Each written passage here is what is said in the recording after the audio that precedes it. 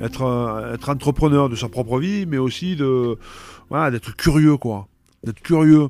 Je trouve qu'en France, on n'est pas curieux. Tu sais, l'idée de dire la curiosité est un vilain défaut, c'est absolument faux. La curiosité t'amène à la chance, les opportunités. Tu rencontres des gens parce que tu es curieux. Et des fois, il y a des opportunités. Vous reconnaissez cette voix? C'est celle d'un bon joueur qui s'est mué en grand meneur d'hommes. Je suis Johan Zuckmeyer et vous écoutez La Cravate, le podcast de Rugby Mercato. La Cravate, c'est le podcast rugby où on prend le temps de discuter avec des personnalités extraordinaires. C'est un peu une bulle intemporelle où on s'autorise à échanger sur leur parcours unique parsemé de réussites et parfois d'énormes coups durs. Originaire du Minervois, mon invité démarre le rugby dès son enfance dans le club d'Olonzac avant de filer à Carcassonne où il fait ses premiers pas en équipe 1. Joueur rude et doté d'un fort tempérament, il explose véritablement du côté de Castres avec qui il est notamment champion de France 93. À la fin de sa carrière de joueur, il enfile le costume d'entraîneur et se révèle totalement du côté d'Oyonnax, alors tout juste promu en Pro D2. S'ensuivent 8 saisons au cours desquelles il aide son groupe à remporter un titre de Pro D2, à accéder au top 14 et à atteindre les barrages de la compétition la plus relevée de France.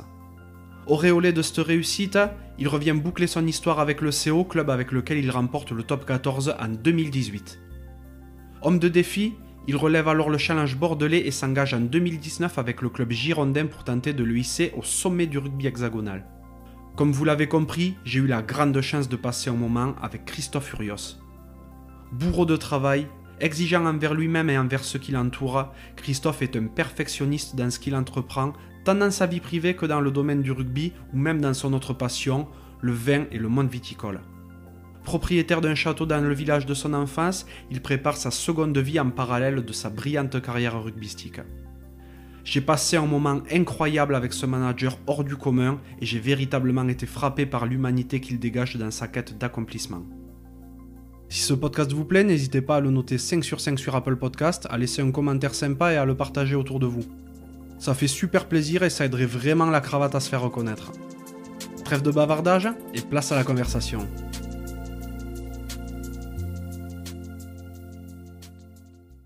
Bonjour Christophe. Bonjour. Comment vas-tu? Écoute, ça va bien. Bon, je suis super content que tu me reçoives, merci beaucoup.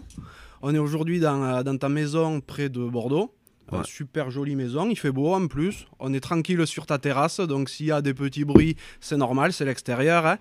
Tout le monde connaît Christophe, le joueur, un peu rugueux, un peu âpre. Tout le monde l'a connu ensuite et connaît actuellement Christophe, le meneur d'hommes. Moi, ce que j'aimerais savoir, et c'est une question que j'aime poser à tous mes invités, c'est de quoi rêvait le petit Christophe? Ouais, ça c'est une bonne question. Je rêvais pas de rugby, ou en tous les cas pas de suite. Quand j'étais gamin, j'étais issu d'une famille de vignerons. Mes parents étaient exploitants dans le Minervois, à Pépieux exactement. Et en fait, moi j'ai fait des études dans le vin, j'ai fait un BTA, BTS, etc. Je voulais m'engager sur le DNO, puis diplôme national d'œnologie, mais c'était pas possible parce qu'il y avait le rugby qui rentrait en ligne de compte. Donc voilà, pour moi, je rêvais tout simplement de reprendre l'exploitation de mes parents, de me développer, d'être dans le vin. Donc ouais, t'as vraiment grandi dans l'exploitation familiale. Ouais. Jusqu'à quel âge tu y restes? Jusqu'à 18 ans, à peu près 18 ans, je suis parti à Carcassonne. Bon, j'ai commencé à jouer bien plus tôt au rugby, évidemment. J'ai commencé à moins de 10, moins de 12 à Olonzac. Ouais. Ensuite, je suis parti à moins de 16, je suis parti à Carcassonne, où là, je commençais à apprécier le rugby. À Olonzac, c'était vraiment une histoire de potes, quoi. Après, quand je suis parti à Carca, parce que il y avait un de mes meilleurs potes d'Olonzac qui était parti là-bas, donc je voulais l'accompagner. J'étais pas... je prenais le rugby vraiment comme un loisir, quoi. J'étais pas quelqu'un d'impliqué. Et voilà. Et après, à partir de 17, 18 ans, quand même... j'ai commencé à apprendre à aimer ce sport, à apprécier ce sport, à apprécier surtout les potes, etc. Et là, il a fallu que je parte de Carca, je suis allé vivre de Pépieux, je suis allé vivre à Carcassonne, et là, après, c'est parti, quoi. T'étais quel genre de gamin? Moi, je pense que j'étais un mec assez sérieux. J'étais un gamin sérieux, un peu batailleur et bagarreur. on avait à l'époque les fêtes de village, enfin à l'époque c'est toujours quoi. Oui, oui. Et enfin je suppose. Et c'était le rendez-vous un peu. Ouais, on faisait un peu les couillons. J'étais plus bagarreur que attiré par les filles par exemple quoi. Moi, les filles ça m'intéressait pas. C'était les potes et le territoire. C'était Ouais. important pour moi. Donc voilà, voilà, j'étais un garçon voilà, assez discret, comme je le suis aujourd'hui. J'ai pas beaucoup changé finalement. Moi, je suis beaucoup moins bagarreur, hein. Ouais, heureusement. Donc, tu es très attaché à ta région. Bon, tu as quand même un peu commencé à bouger quand tu es parti à Carca. À ce moment-là, tu étais pilier. Je jouais un peu tout à Carcassonne. Je jouais pilier, seconde ligne, troisième ligne, un peu talonneur, mais pas beaucoup. Mhm. Et en fait, c'est Olivier Saïssé. Bon, moi, j'ai commencé à jouer avec l'effectif, enfin, pas professionnel, mais l'effectif senior, où on était en première division. Bon, c'est la première division à 60 ou 70 clubs. Oui, Donc, bien sûr. mais en tous les cas, je jouais avec eux. Et Olivier, en fait, il y avait, il y avait beaucoup d'expérience. Il y avait Joe Provençal. Et Romain Stefanucci. Et il me disait bon, je veux absolument que tu joues. Donc, pilier, c'est pas possible parce qu'il y a des mecs d'expérience qui sont meilleurs que toi. Pour le reste, j'avais pas assez de qualité. Mais il me dit je vois qu'un poste, c'est le poste de talonneur. J'avais jamais joué talonneur. J'ai dit écoute, je veux jouer. Donc, si je dois jouer talonneur, je joue talonneur. Et j'ai commencé comme ça. Donc j'étais jeune, avoir 19 ans, 18 ans, 19 ans. Et c'est parti comme ça en fait. Voilà. À ce moment-là, bon, c'est vrai que bon, tu le racontes un peu. À l'extérieur, tu étais un petit peu bagarreur, mais Ouais. tu étais également un joueur super rugueux. Ouais, j'étais un joueur, j'avais pas beaucoup de qualité, mais j'étais pas un bon joueur de rugby. Par contre, j'avais un très bon état d'esprit, c'est-à-dire j'étais un combattant, je me battais sur le terrain, je me battais, enfin dans le bon sens du terme, hein. J'étais un joueur agressif, bon, voilà, j'avais cette qualité-là. Après le reste, rugbystique, physiquement, j'étais pas un mec costaud, j'étais pas un mec rapide, j'étais pas un mec très bon joueur de rugby. Par contre, bon, voilà, j'étais un combattant, comme on dit. Ouais. À l'époque, on appelait ça un vaillantas.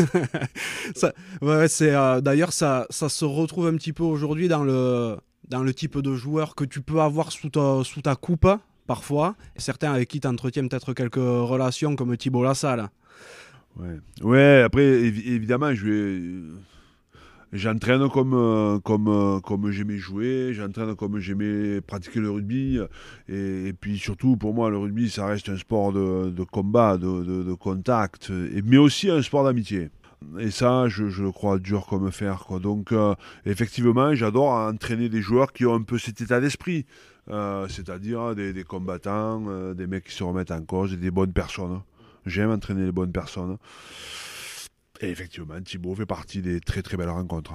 Ça, on va y revenir tout à l'heure parce que c'est un pan très important de ta vie, l'entraînement. Mais là, à ce moment-là, donc tu es t'es à Carca. Tu y passes combien de saisons? Écoute, j'ai commencé à jouer en première à Carcassonne, c'était en 85. J'ai fait le BJ en 86-87 et j'en suis parti à Castres en 90. Donc j'ai passé 4 ans, 4-5 ans quoi. Ouais, je suis parti j'avais 23 ans. Donc c'était bon, j'étais le petit jeune, hein, un poste pas facile, avec du tempérament. Et c'est marrant parce que j'avais une bonne relation avec les anciens. J'aimais parler avec les anciens. Donc voilà, à la base, j'ai pas une grande culture rugby parce que j'ai pas commencé jeune, mais j'adore le rugby. Et très vite, je me suis pris par. Voilà, j'adorais être avec les anciens, j'adorais sortir avec les anciens, parce on se raconte, enfin, ils racontaient des histoires leurs histoires, leur expérience, quoi. Et en fait, euh, c'est ça aussi qui m'a construit quand même, parce qu'aujourd'hui, je me rends compte que ce qui était important, notamment quand j'étais au centre de formation, l'idée c'était d'essayer de mettre la tête d'un joueur d'expérience sur un corps de jeune mec.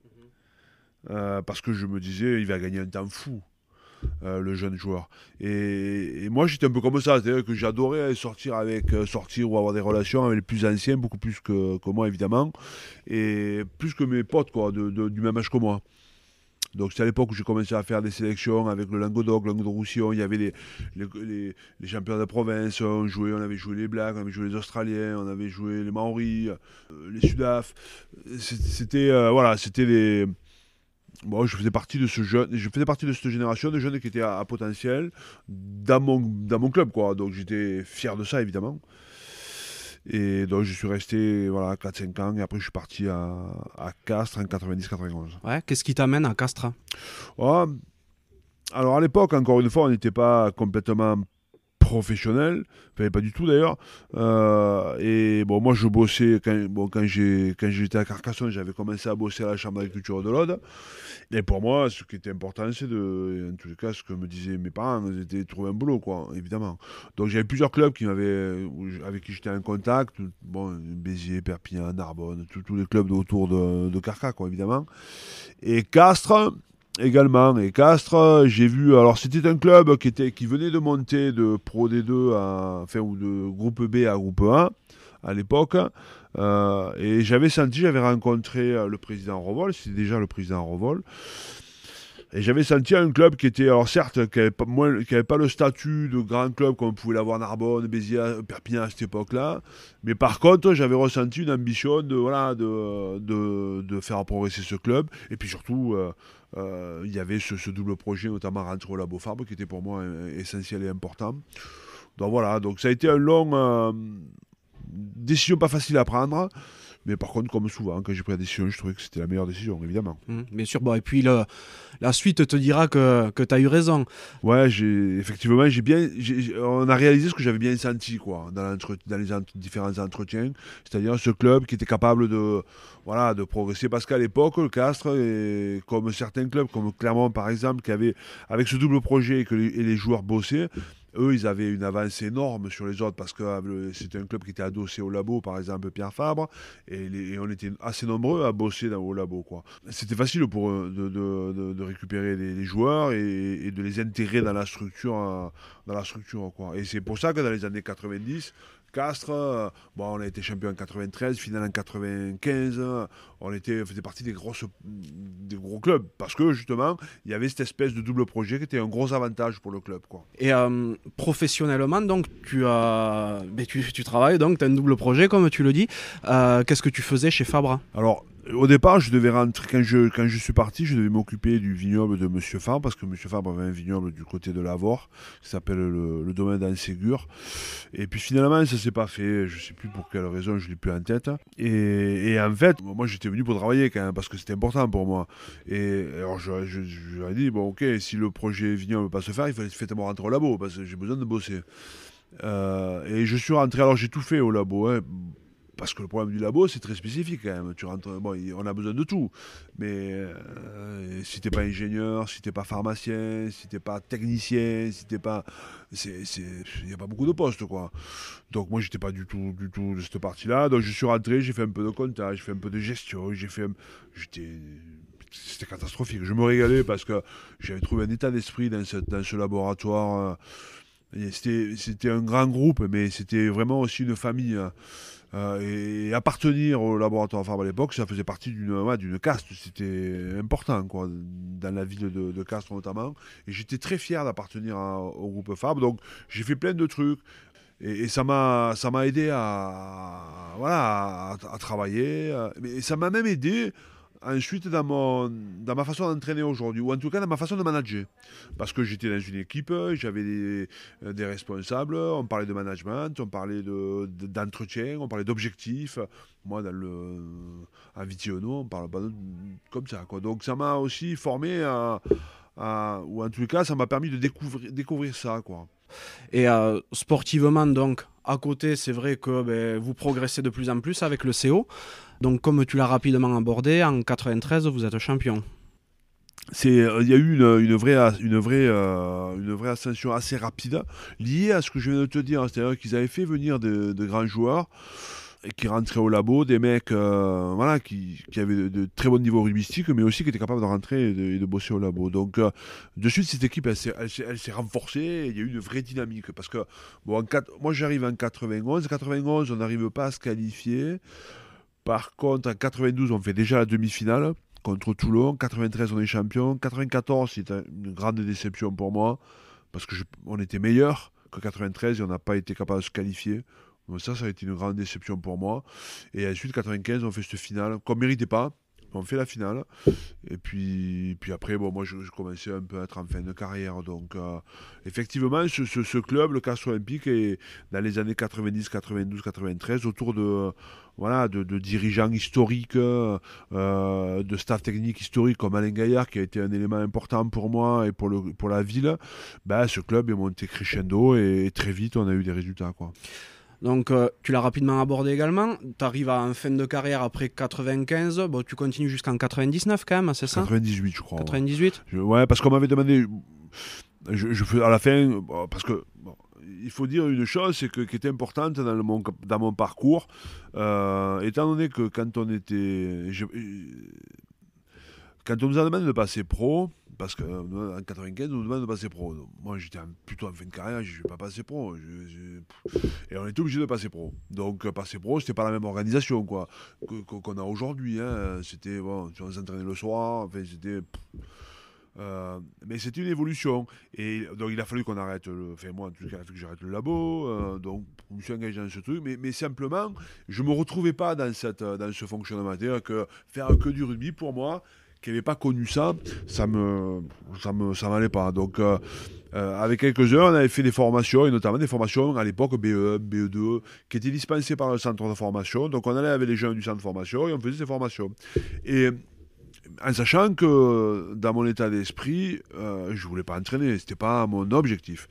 Mais dans cette formation, je me suis pris de passion par le jeu d'abord, par le rugby. Parce que, évidemment, que BE1, BE2, tu théorises, etc. Et je me suis dit, putain, mais si j'avais su ça avant, probablement que j'aurais été un meilleur joueur de rugby. Donc, en même temps que ces formations, il fallait entraîner ou en tous les cas accompagner une équipe de jeunes. Bon, moi, j'avais fait les moins de 18 ans, les plus jeunes, 18 ans, 19 ans, 20 ans. Et là, ça a été pour moi une vraie découverte. C'est-à-dire que je me suis pris de passion par accompagner les jeunes, partager une expérience, travailler sur le groupe. Et finalement, petit à petit, de jeunes vignerons que je voulais être, je suis passé à un éducateur, puis un entraîneur. Et en 95, 96 notamment, ou même 97, je ne l'ai plus en tête exactement, quand au bout de ma carrière, on m'a demandé si j'étais intéressé par prendre le centre de formation. Donc j'ai pris le centre de formation avec René Bell, qui était le directeur à l'époque. Et là, j'ai vraiment mis un pied à l'étrier sur la formation. Et c'est parti comme ça, en sachant qu'il m'avait demandé d'être en réserve de la République, parce qu'il y avait un jeune qui s'appelait Rémi Vigneault à l'époque, qui était tout jeune, qui était un excellent joueur de rugby. Et bon, mais il était jeune quoi, donc il m'avait dit, est-ce que tu veux pas être le quatrième mec, on ne sait jamais. Bon, ça me permettait de tourner la page doucement. J'ai dû faire deux matchs à l'année ou 3 matchs à l'année. En tous les cas, j'ai apprécié cette passation. Et puis surtout cet investissement, le centre de formation. Et c'est comme ça que je suis devenu entraîneur finalement, vraiment par l'histoire de la vie, quoi. Et combien de temps tu restes au centre de formation? Écoute, je suis resté 3 ans, parce qu'après je prends les pros. Après, parallèlement à ça, j'avais entraîné les espoirs. Et après, en 2002, bon, le club n'allait pas très bien, il n'y avait pas de bons résultats. C'était le tout début les joueurs venaient, repartaient. Le club s'y retrouvait pas trop. Il y a eu une année très très difficile. Il y avait eu les entraîneurs qui avaient été virés une paire de fois. Enfin, et ils finissaient finalement les joueurs en seuls, qu'on appelle ça, En autonomie. en autonomie, voilà. Ils finissent la saison comme ça. Et à cette époque-là, moi j'étais avec le centre de formation et les groupes espoirs. C'est les joueurs qui sont devenus, et notamment Raphaël Ibanez. Je me rappelle très bien ce moment. Il vient me voir et me dit, Christophe, il faut que tu prennes les pros l'année prochaine. Moi j'étais au centre de formation, j'écoute, je me sens pas prêt. Et puis finalement, le club fait venir Christian Gajan en tant que manager. Christian me demande de rentrer dans la structure. Donc je rentre dans la structure et c'est parti comme ça, quoi. Et là, tu restes 2-3 ans? Jusqu'à 3 ans, je reste, 2002-2005, où franchement j'ai pris beaucoup de plaisir. J'ai pris beaucoup de plaisir à entraîner. Alors c'était pas facile parce qu'il y avait un groupe avec beaucoup d'expérience. Des mecs avec qui je jouais, pour beaucoup, parce que je venais d'arrêter. Ça a été une très belle expérience. Elle a été difficile parce qu'il y avait des mecs pas faciles à gérer, mais qui a été elle a été très formatrice pour moi. Puis surtout, j'ai énormément apprécié de travailler avec Christian Gajan, qui était un mec humainement exceptionnel et au-delà de l'aspect rugby, etc., m'a montré, il m'a fait découvrir aussi ce qu'était la bienveillance, quoi. Et j'ai beaucoup appris sur le plan humain avec Christian, quoi. C'est vrai qu'à ce moment-là, en plus, t'es pas beaucoup plus vieux que les joueurs que tu diriges. Non, c'est un peu les mêmes générations. Je suis un peu plus vieux, mais puis il y avait des mecs exceptionnels, hein, Mario Ledesma, enfin, on avait un groupe de joueurs exceptionnels. Il y a beaucoup de très très bons joueurs, Rafa Ibanez. On avait des mecs de très très haut niveau, et moi c'était pas facile, quoi. C'était pas facile, mais bon, ils me respectaient parce que je travaillais, parce que bah, je m'engageais à fond, quoi. Ouais. J'ai fait plein d'erreurs, des conneries sûrement, mais par contre je m'engageais à fond, et bon, ça, les joueurs ils sont capables de faire la différence, quoi. Donc j'étais assez respecté, et puis après j'ai progressé pendant les 3 ans. Quand on a fini en 2005, on était une bonne équipe. On rate la qualification pour les deux finales à 1 point. Donc ça se joue à peu de choses. Mais par contre, je trouvais qu'on avait fait, il y avait eu un très très bon boulot de fait, quoi. Au niveau du club, il y avait un très bon boulot de fait. Et le club s'était remis sur la marche avant, quoi. À ce moment-là, ben, t'es sur cette bonne dynamique, toi, personnellement, et tu files loin de ta région, pour le coup, très loin. Ouais. Alors, ça se passe de la façon suivante. Moi, j'étais encore sous contrat quand je pars de Castres en 2005. Il me restait encore 1 an de contrat. Donc, le président voulait changer. Il voulait changer parce qu'il trouvait que pour passer un cap, il fallait changer. Moi, je trouvais que c'était une connerie.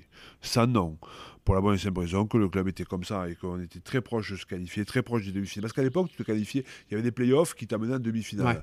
Ouais. Et nous, on avait raté la demi-finale pour 1 point face à Bourgoin.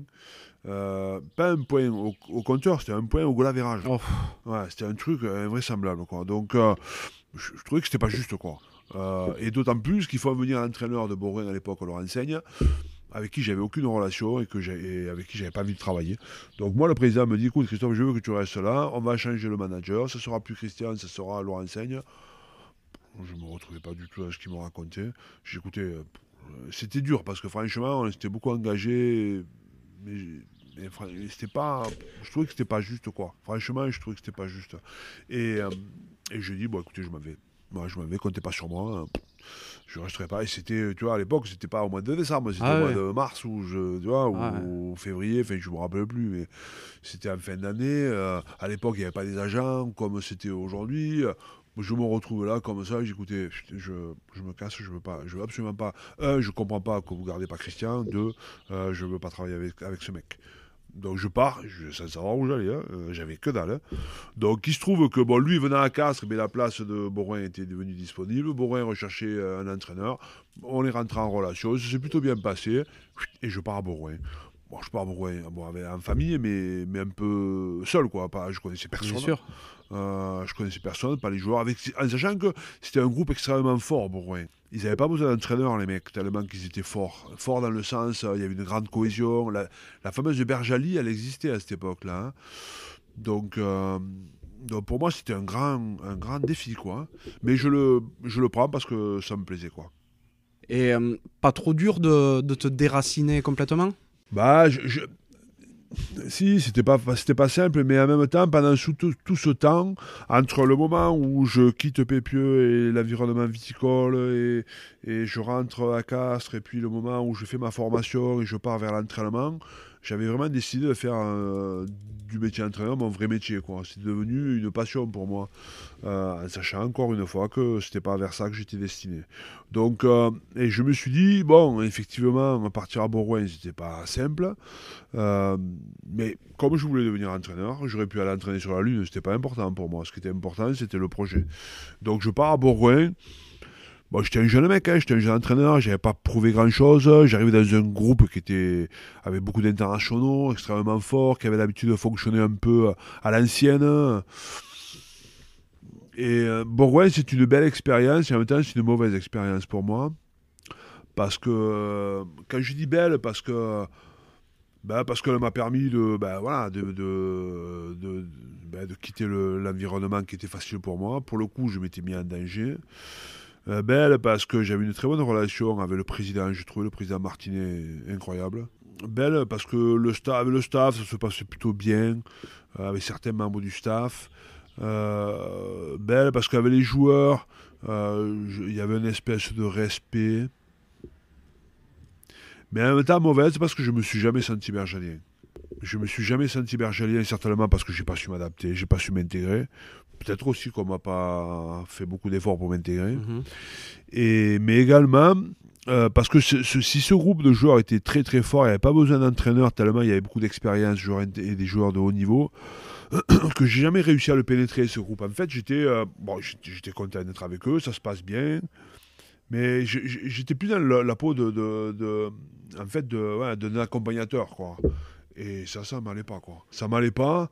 euh, et, et, et quand j'ai passé mes 2 années où on a rempli nos objectifs. Mais après, en termes de plaisir de travail, d'impact sur un groupe, de traces que tu laisses dans un club, il n'y en a pas parce que j'ai fait 2 ans et au bout de 2 ans, eux, ils ne souhaitaient pas me garder. Ça tombait bien parce que je ne souhaitais pas rester. Bon, voilà, ça a été bien parce que je me suis émancipé. Mais en même temps, je me suis dit, si c'est entraîné, si c'est ça entraîner, ça ne m'intéresse pas. Ce que tu dis là, c'est super important parce que j'ai l'impression que c'est fondateur pour la suite. Parce que suite à tes 2 saisons à Bourgoin, tu files à Oyonnax. Et de mon regard d'observateur, j'ai l'impression que c'est là que naît l'entraîneur Christophe Furios. Exactement.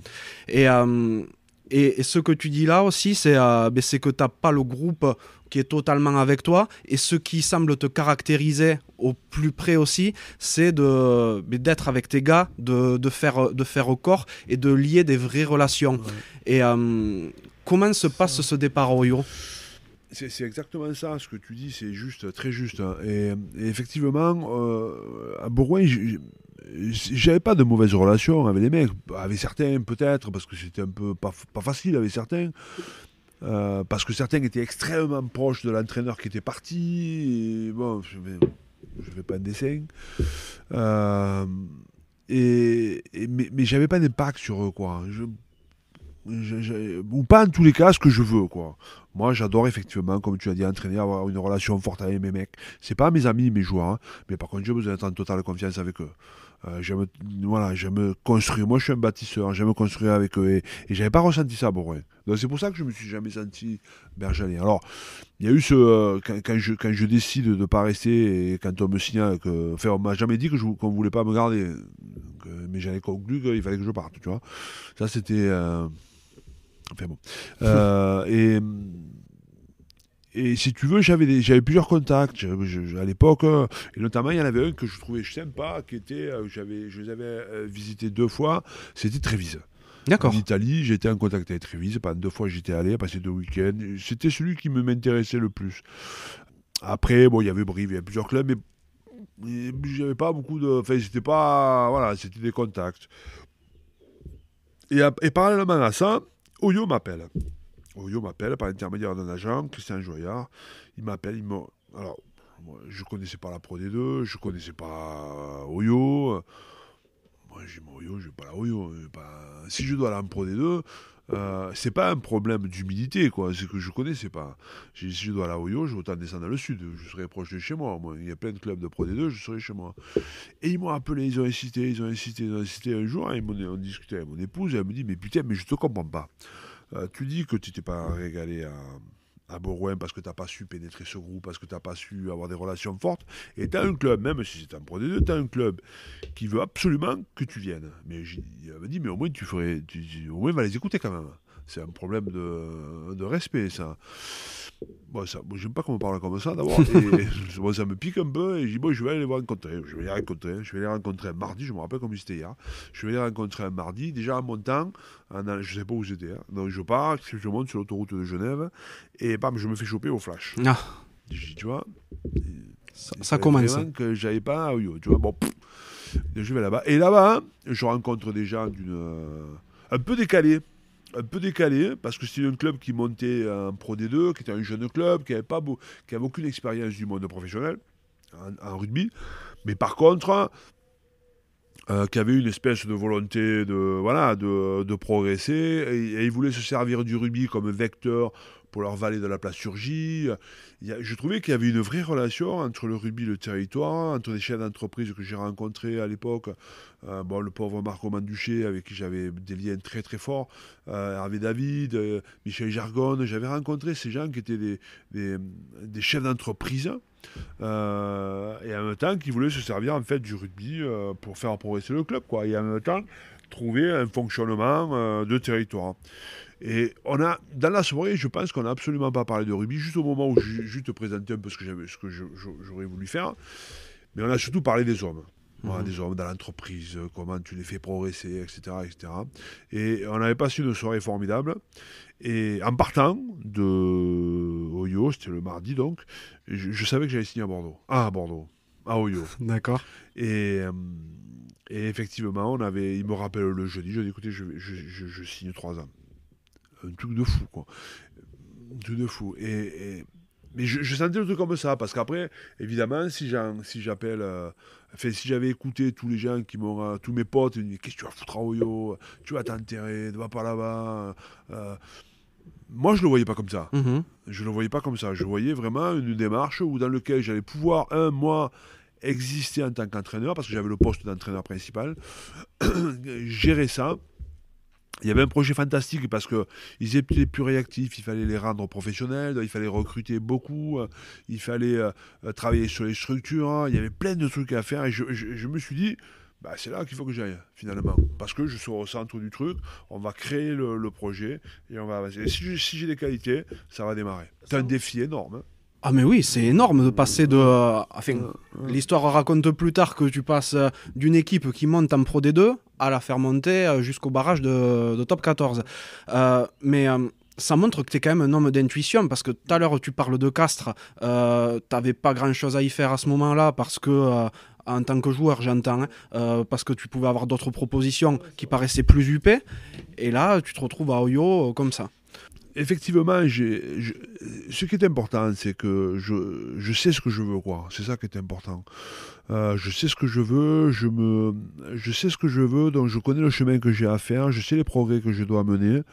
Et ça, pour moi, c'est essentiel. C'est-à-dire que quand je vais à Oyo, pour moi, c'est pas un pas en arrière, quoi. Au contraire. Alors effectivement, ça peut être un pas en arrière, mais c'est un pas en arrière pour en gagner, pour faire un bond de 10 mètres après, parce que je sentais que c'était comme ça. Je ne suis pas attiré par la lumière, je ne suis pas attiré par les titres, je ne suis pas attiré par... Moi, je suis attiré par le travail, je suis attiré par l'idée de projet, je suis attiré par l'idée de rassembler les gens pour faire en sorte que tu réussis un projet. C'est ça qui me plaît, qui me passionne. Donc je trouvais que c'était le bon endroit pour moi. Et je ne me suis pas trompé. Ah ben oui. Et donc à Oyo, tu vis une histoire qui est quand même assez spéciale, parce qu'il se passe beaucoup de choses. C'est incroyable. Je ne retrouverai pas une histoire comme ça, parce que je suis arrivé encore une fois, c'était Oyo, personne ne savait mettre Oyo sur la carte, si ce n'est à travers le plastique. Là aujourd'hui on met Oyo sur la carte grâce au rugby aussi. Donc et ça, à mon petit niveau, j'ai participé à ça. Donc je suis arrivé dans ce club, donc effectivement qui était loin des standards de haut niveau, évidemment. Et petit à petit, je suis resté 8 ans. On est parti de très très loin, que ce soit au niveau de la formation, au niveau des structures de club, au niveau du club et du budget, au niveau du recrutement. On était très très loin. Et petit à petit, avec l'ensemble des dirigeants qui étaient très solides et qui avaient cette envie de m'accompagner, et évidemment tout le staff, et voilà, on a réussi à faire un truc incroyable. Incroyable. Tu arrives à faire vous montez tous ensemble quand en top 14 ? On monte en 2013, je crois. En 2013, on monte. Il y a eu plusieurs épisodes. Hein. Il y a eu le premier épisode. J'ai prolongé 2 fois. Donc, il y a eu le premier épisode j'entraînais avec Olivier Vignard, qui était un bon passage, qui m'a appris beaucoup de choses, notamment sur le management, qui m'a aidé à comprendre, à théoriser ce que je ressentais. Et là, on monte comme ça. La première année, on ne se qualifie pas. Parce que moi, dans mon ambition, c'était monter en top 14. Quand je leur avais annoncé ça, je me dis, mais on va d'abord essayer de passer par le stade où on est dans le haut niveau de la Pro D2. Bien sûr. Et après, on verra. pour eux, c'était incroyable. De parler de top 14, c'était un mot tabou, quoi, tu vois. Surtout pas parler de ça. Et moi, je dis, mais moi, je vais pour ça, sinon, je reste chez moi. Et bon, ils m'ont cru, ça me croit. Ouais. C'est bon, on verra. Et puis la première année, on ne se qualifie pas parce que on finit 8e ou 9e, on ne se qualifie pas, mais on fait une bonne saison quand même. Il y a eu un match reporté qui nous a mis un peu dans le sac. La deuxième année, on fait la finale de Pro D2. On perd contre Albi en finale, un match franchement très très serré. La troisième année, on se qualifie pas. On se qualifie, pardon, on perd en demi-finale contre La Rochelle. On faisait un match, on perd 6-3. On faisait un match incroyable. Et on sentait que voilà, on était parti, quoi. Et là, le club se structure, commence à recruter, etc. Puis ensuite, il y a eu les deux années un peu moins bonnes, 2007-2008, où on n'arrive pas à se qualifier, on fait 8e. Je m'étais trompé dans le recrutement, je m'étais trompé dans mes leaders, je me trouvais pas très bon. Là, il y a eu une période un peu compliquée. Et au bout de ces 2 ans, j'avais re-signé 3 ans. Au bout de ces 2 ans, le club me dit, bon, maintenant, qu'est-ce qui manque pour qu'on continue? Parce qu'ils avaient apprécié le fait de se qualifier, etc. Donc, qu'est-ce qui manque? J'ai dit, là, maintenant, il manque des joueurs. Ouais. On a les structures, on fonctionne bien. Après, parce que bon, il y avait des gros clubs qui étaient en Pro D2, le Racing. Ah oui, c'était énorme. Et là, maintenant, si on veut se qualifier, si on veut aller et tester le plus haut niveau, il faut recruter. Pour moi, on va peindre dans la salle de muscu, on va peindre dans le clubhouse, mais c'est pas ça qui va faire qu'on va gagner les matchs. Hein. Là, maintenant, ce qu'il faut, c'est recruter. Et c'est là où on fait cette première vague de grands recrutements, dont Thibaut, Joe et toute la bande. Où là, on fait un très bon recrutement. Des revaillards, des mecs de haut niveau, des mecs qui avaient envie de s'y filer ensemble, dans un endroit pas facile quand même. Ah oui. Parce que Au moins, tu penses qu'au rugby quand t'es là-bas. Ouais, voilà, tu penses qu'au rugby. Ouais. Et en fait, c'est reparti, quoi, en fait. Et là, cette année-là, on survole Benjour Pileta, on a fait un très très bon recrutement, très peu d'erreurs dans le recrutement, des mecs qui sont intégrés, qui ont tout donné pour le club. Et là, à partir de là, dans cette troisième année, on survole la Pro D2. On fait une année, on est champion, on record de points, enfin, franchement, on fait une saison incroyable. Grâce à l'apport de ces joueurs. Moi, dans le travail, on était évidemment on a continué à progresser, notamment avec ces joueurs qui nous ont aidés à progresser. Mais quand même, c'est ces joueurs, cette qualité des joueurs, cette qualité humaine des mecs qui ont fait qu'on a passé un cap, quoi. La qualité des joueurs, c'est un fait, c'est super important. Après, Thibaut, justement, à propos de cette saison-là, dit qu'il était dans un club pro en ayant l'impression d'être à Oloron. En fédéral, donc dans un club amateur, et c'est quelque chose qu'il a eu du mal à retrouver après. Ouais. Comment tu as réussi à insuffler ça de ton côté? Moi j'aime ça. Moi, ma façon de fonctionner, alors après on pourra dire lui c'est un technicien, lui c'est un meneur d'homme, comme tu as dit. Moi je me considère comme un technicien. Sinon, tu ne peux pas durer. Il n'y a pas de hasard. Alors aujourd'hui, effectivement, ce qui fait que je me lève tous les matins avec une énorme envie de progresser, une énorme envie d'aller au travail, c'est pas le rugby. J'ai des hommes autour de moi qui sont bien meilleurs que moi là-dessus. Par contre, c'est les mecs qui me font que je me régale. Ce côté affect qui me plaît. Donc pour moi, ce qui est important, c'est bien vivre. Tu peux être sérieux, tu peux être un grand professionnel, mais tu peux aussi accepter de bien vivre. Bien vivre, c'est avoir des relations honnêtes, se dire les choses, mais aussi c'est boire des canons, faire la fête, faire un barbecue, ça fait partie du bien vivre. Tout ce qui va faire que les gens vont se sentir bien, et ça c'est essentiel. Et on avait créé ça à Oyo. Alors après, à Oyo, c'était exacerbé pour la bonne et simple raison que c'était un petit village, quoi. C'est un village où il y a 25 000 habitants, que c'était le club de la région, que si tu veux, tous les gens, en fait, se retrouvaient derrière l'équipe. C'est ça qui a été fort à Oyo. C'est-à-dire que cette équipe, où le rugby à l'époque était bon, c'était un vecteur important. C'est un endroit de rugby quand même, hein. Mais bon, voilà, il y a Fédéral 1, un peu de Pro D2, mais sans trop d'ambition, quoi. Et là, tout d'un coup, on s'est retrouvé avec une équipe qui avait énormément d'ambition, qui avait gagné, qui montait en top 14. Et alors, si tu veux, il y avait vraiment cette grande relation avec nos supporters, mais aussi avec nos partenaires, qui étaient très très proches de nous. Et je me rappelle que les soirées d'après-match, on avait dans un super clubhouse, ces soirées d'après-match, c'était terrible parce que tout le monde était là. Il y avait pas, tu pouvais pas aller en ville parce qu'il n'y avait rien. Donc tout se passait là. Et ça a forgé notre état d'esprit, ça a forgé le lien d'Oyo. Et en fait, tu arrivais après ton match à 21h30 et les mecs, ils en repartaient à 4h du matin. Et alors, ils en repartaient à 4h du matin avec le pote qui avait joué, avec le supporter, mais aussi avec le partenaire qui mettait beaucoup d'argent dans le club. Et en fait, on a créé cette espèce d'atmosphère qui était géniale parce que effectivement, moi, j'ai jamais retrouvé. Jamais. Et d'ailleurs, quand j'en parle tous avec les anciens, ils te disent tout ça. On n'a jamais retrouvé ce truc. Mais on ne le retrouvera jamais parce que je ne vais pas la parler avec Bordeaux. Par exemple, Bordeaux, tu finis ton match, mais tu peux aller à 1000 endroits fantastiques dans Bordeaux. Complètement. À Oyo, il n'y avait rien. Donc, on reste là. On reste là et on a créé cette espèce de. Et ce qui était fou, c'est que c'était même les étrangers. Les mecs venaient en famille, les enfants, t'avais des moments partout, qui couraient partout, ils dormaient sur les banquettes. C'était un truc incroyable. C'est énorme ça. Donc tu continues ton aventure au Bugiste quelques années, donc jusqu'en barrage de top 14 contre le Stade Toulousain. Et là, tu pars d'Oyo. Ouais. Donc après les 2 années de top 14 ont été des années fantastiques, hein. Surtout la dernière évidemment. La dernière, on avait encore un autre gros recrutement. On avait mis vraiment un gros le paquet. Et on a eu du mal à démarrer parce qu'elle était importante cette année. On a eu du mal à démarrer. On a eu un passage au mois de décembre, on s'est retrouvé 13e. Notre ambition c'était 8-10. Donc et là il y a eu des grands débats avec les joueurs.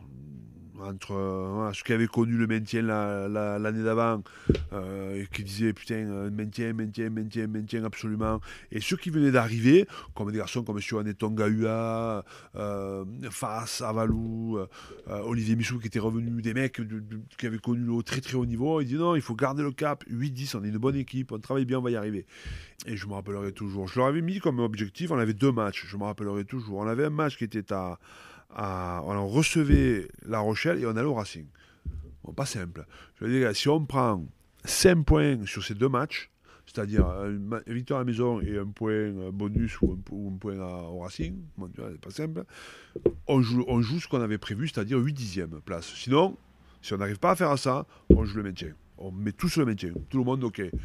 On fait premier match, on gagne avec le bonus offensif contre La Rochelle.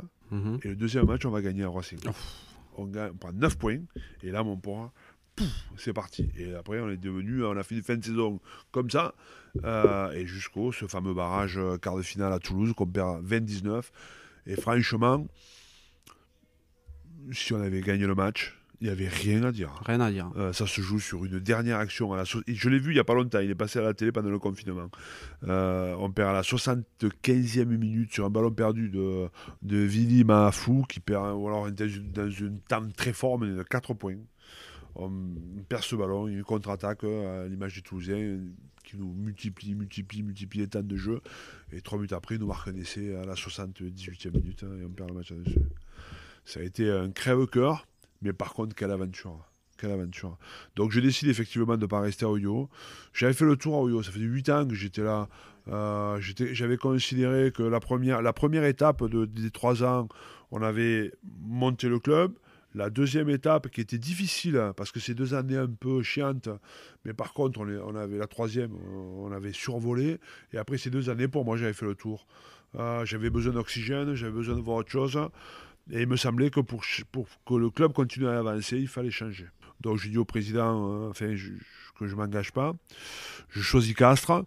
Donc, ils l'ont assez mal pris d'ailleurs, parce que c'était quoi, la fin de saison, les dirigeants étaient un peu difficiles, notamment avec certains. Ils ne comprenaient pas mon choix, quoi. Donc voilà. Mais par contre, quelle aventure. Et c'est vrai qu'à ce moment-là, tu choisis Castres, mais si je ne m'abuse, tu as d'autres choix. Ouais, j'ai d'autres choix. Alors c'est marrant parce que Castres, pour moi, c'était un rendez-vous important. J'étais parti par la petite porte. J'étais un jeune entraîneur. J'étais parti par la petite porte. Et ça m'allait pas, quoi.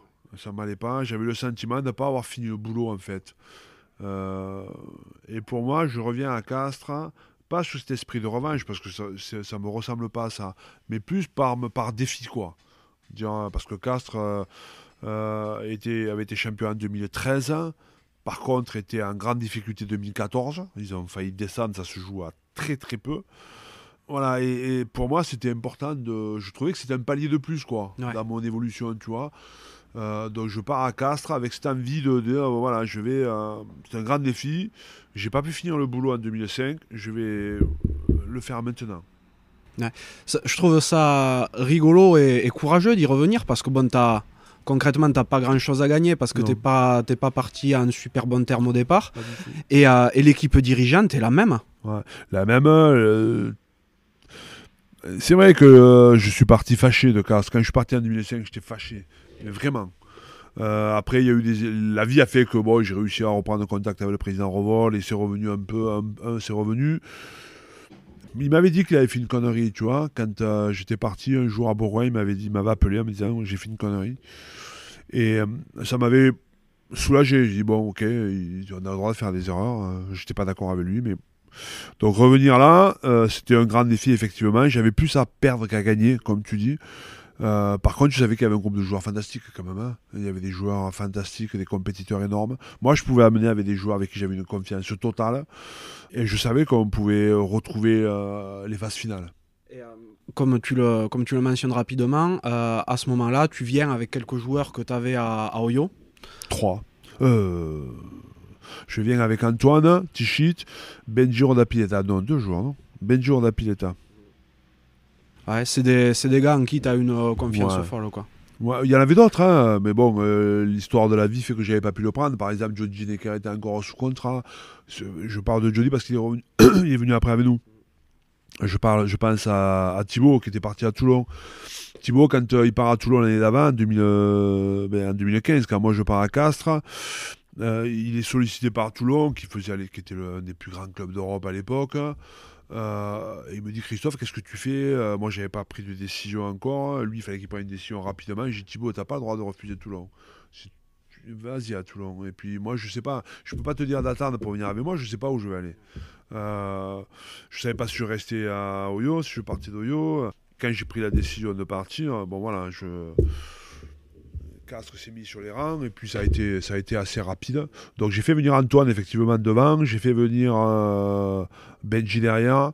On avait fait un très très bon recrutement. Rudy Wolf, David Smith, Alex Tulou, qui étaient des mecs importants. Donc j'arrivais avec une équipe assez solide. Par contre, il y avait un groupe qui était compliqué à cette époque-là, avec des joueurs qui étaient plutôt en fin de parcours, qui avaient beaucoup gagné, qui étaient un peu usés. Je me suis rendu compte que ce groupe était usé, Ouais. que les rotations n'avaient pas été faites. Finalement, effectivement, avec le recul, je me dis que j'ai pris un risque énorme de revenir à Castres, quoi. Ah oui, carrément. Mais bon, là c'est pareil, tu montes crescendo, tu crées ton groupe jusqu'à l'apothéose.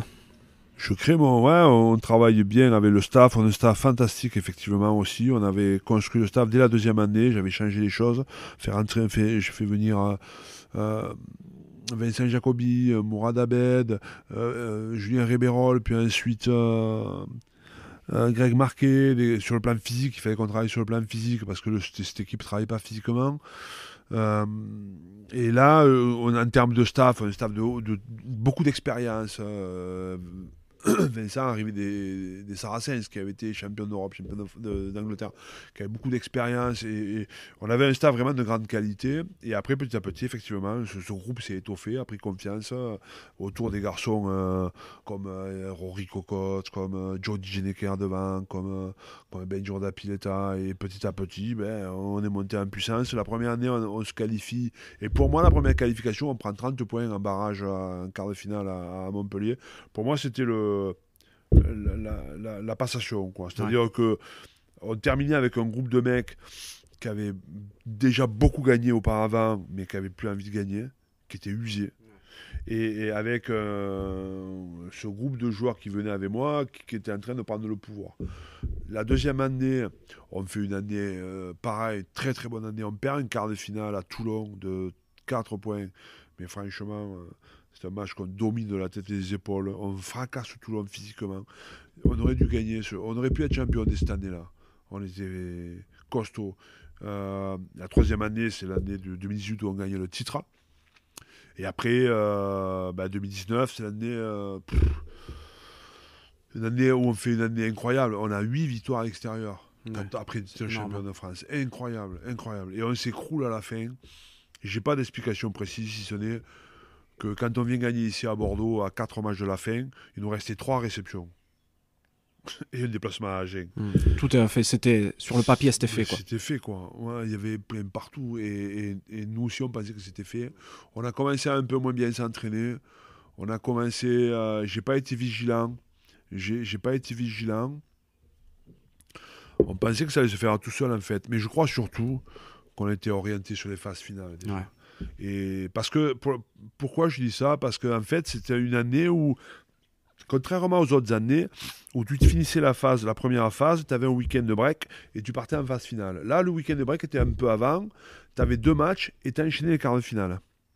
Donc les joueurs, et ça faisait, on avait donc Agen, Toulon et quart de finale. Et certains étaient complètement déjà orientés sur le quart de finale. Et on a oublié ces matchs. On gagne à Agen de façon un peu miraculeusement. Et on n'est pas capable. Les 3 autres matchs à la maison, on les perd. Un truc incroyable. Ouais, c'est fou. Incroyable. Alors que le groupe était bien plus fort. Pas bien plus fort, mais était plus fort que 2018. Ouais. On avait cette expérience, on était renforcés. Franchement, je suis convaincu qu'on aurait fait de grandes phases finales. Et sauf qu'on a oublié le truc le plus important, se qualifier pour les phases finales. Ouais. C'est drôle, ça semble un peu être le copier-coller de 93 et 94. C'est-à-dire que tu as un groupe qui est meilleur sur le papier, et derrière, ça matche pas. Enfin, nous, on a matché quand même, parce que on ne se qualifie pas pour un point. C'est dur de se qualifier quand tu es à Castres. On finit à 1 point. 69 points, alors que depuis 4 mois, on savait que ça allait se jouer à 70 points. On gagne 8 fois d'or. C'est colossal. C'est incroyable. Alors, on a perdu 6 fois de genou, hein, ouais. mais on gagne 8 fois d'or. Quand tu es champion, que tu es capable de gagner 8 fois d'or, ça veut dire que ce groupe a de l'hormone. Il est costaud, il y a eu du tempérament, de la personnalité. Sauf que le dernier mois, on a déconné tous. Ouais. Tous. Toi, à la fin, je ne sais pas si c'est une légende ou la réalité, il paraît qu'au soir du dernier match, tu te coupes un peu du groupe. Ouais, parce que ce qui se passe, je l'avais imaginé. Ouais. Tu l'as vu arriver. Je l'ai vu arriver, mais ça faisait un mois que je le voyais arriver. Et ils ne m'écoutaient pas, les mecs. Je pense que je n'ai pas été assez bon, parce que j'aurais dû les faire réagir. Et je n'ai pas réussi à le faire. C'est pour ça que je parle de vigilance. Parce qu'il faut savoir que il y avait tellement peu de probabilités qu'on ne se qualifie pas. Il fallait que Montpellier gagne à Clermont. Donc, c'est pas facile de gagner à Clermont quand même. Et que nous, on batte Toulon qui était en vacances, quoi, puisqu'il ne jouait plus rien. On n'a pas été capable de le faire, quoi. Et en plus, Montpellier va gagner à Clermont dans des conditions. Parce que nous, ce match est fini. Clermont marque un essai, dont on repasse devant. Donc, on est qualifié. Sauf que l'essai, arbitrage vidéo, puis il est refusé. Tu vois, ça a fait ça, quoi. Et moi, mais je savais que ça pouvait se passer comme ça.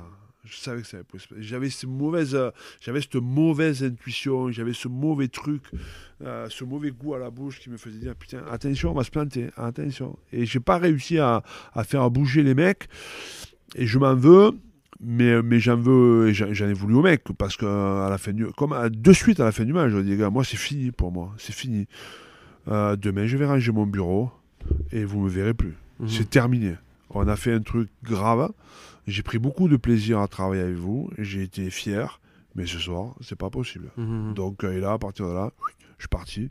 Et donc je suis pas allé à la fameuse grillade qui a fait tant de vagues, mais j'avais pas envie d'y aller. Ouais. Franchement, c'est pas un manque ni de respect pour le club ni pour les mecs, mais que j'avais pas envie de croiser des mecs qui m'avaient chié dans les bottes la veille.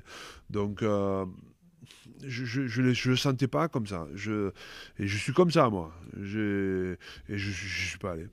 Est-ce que tu penses pas que ce peut-être abandon du groupe sur les derniers matchs, ça vient pas de cette nouvelle mode depuis quelques années d'annoncer des départs en janvier? Toi, parce que pour recontextualiser un peu, ton départ à l'UBB a été annoncé en tout début d'année. En juillet. En juillet d'avant. 2018. T'as pas commencé la nouvelle saison? Parce que si tu veux, le président, bon, évidemment qu'on avait beaucoup discuté pour la prolongation, j'étais très indécis parce que j'étais bien à Castres, hein, j'étais très bien à Castres, j'étais très bien avec mon staff, ça se passait bien, ma famille était bien à Castres. Mais en même temps, j'avais le sentiment d'avoir vraiment fait le tour. C'est-à-dire que moi, j'étais pas à Castres que depuis 4 ans. J'ai été à Castres parce que j'avais passé 15 ans auparavant. Hein. Donc, et comme tu l'as dit justement tout à l'heure, c'était beaucoup les mêmes personnes en fait. Ouais. Donc je voyais toujours les mêmes mecs. Alors j'étais partagé entre l'idée de continuer à avancer avec ce club parce que j'étais bien, parce que j'aimais ce groupe, parce que j'aimais mon staff, parce que j'aimais tout simplement d'être à Castres, quoi. Et en même temps, envie de passer à autre chose, quoi. Et alors, on n'est pas. Voilà, alors le président, on s'en a dû se voir 4 ou 5 fois, 6 fois, je ne sais rien. Et alors, j'étais très heureux et enthousiaste à l'idée d'aller voir le président revoir et discuter. Et chaque fois que je repartais, j'étais déçu. Et pas déçu de la discussion, mais je ressentais rien, quoi. Je dis, mais putain, mais je vais m'engager dans un truc où tu sens rien. Je dis, c'est pas possible. Alors, ça m'a fait un peu gamberger. Et plus ça avançait, moins ça allait dans le bon sens, quoi. Je pense qu'ils n'ont pas su trouver les mots pour me faire rester, parce que je pense que j'aurais pu rester. Et en même temps, moi, plus ça se décantait vers la fin, et moins j'avais envie de rester. Donc, il est arrivé à une période où le président est venu me voir dans le bureau, il m'a dit, maintenant Christophe, c'est maintenant ou c'est terminé. Bah, c'est terminé. Voilà comment j'ai pris la décision. En sachant que j'avais rien derrière. T'avais rien à ce moment-là? Rien. Oh, ok. Rien. Tu sais, quand tu as un contrat, nous, comme ça, sous la main, que tu dis non, mais je sais pas où je vais aller, tu as une famille, tous les staffs sont. Tous les clubs sont staffés. Comment ça va se passer, tu vois? Même si j'étais sur une bonne dynamique, mais je dis, bon, les mecs, ils m'ont pas viré les gosses pour me prendre à moi, tu vois. Mais je prends un risque énorme, énorme. Mais ça, c'est moi. Oui. Je me sentais pas bien là, ou plus bien là, j'avais envie de partir, j'avais envie d'autre chose.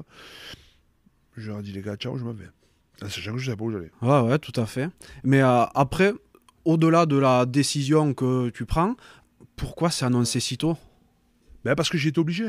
Parce que le président. Mais c'est normal. Mon président m'a dit, écoute, Christophe, il faut l'annoncer. Nous, on a besoin de construire derrière, on a besoin de recruter s'il faut.